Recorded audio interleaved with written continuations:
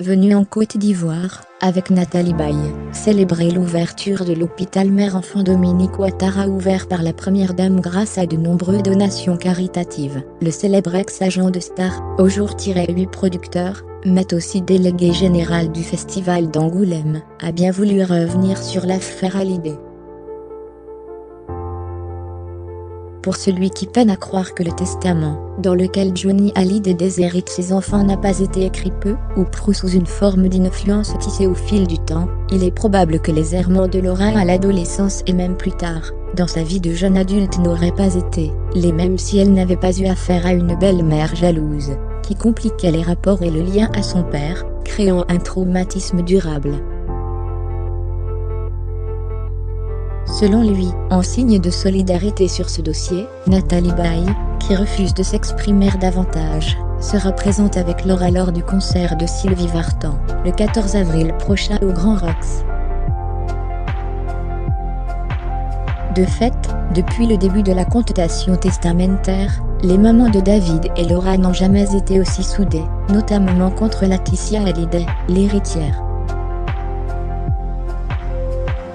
Elles ont uni leurs voix pour défendre leurs enfants respectifs, déshérités par un testament établi selon les règles de la loi californienne. En termes d'offensive publique et de prise de parole, c'est Sylvie Vartan qui a ouvert le feu, bientôt suivie par l'actrice. Nathalie Baye a alors été peu équivoque sur les rapports de sa fille, mais aussi de David avec Laetitia, estimant que les aînés de Johnny étaient les bêtes noires de leur belle-mère, dans un communiqué publié dans Le Figaro le 5 mars dernier. Selon l'entourage, Nathalie Baye n'aurait eu d'autre choix du vivant du taulier que de se montrer diplomate avec Laetitia pour maintenir les liens entre sa fille et son père, afin de s'éviter un barrage filtrant intraitable. Pour Dominique Besnehard, l'héritage Hallyday est par essence une affaire de filiation artistique et de choc des milieux.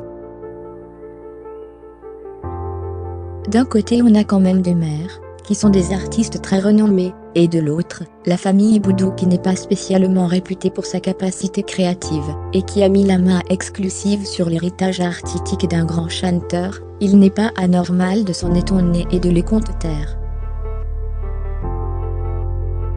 Crédit photo, Best Image.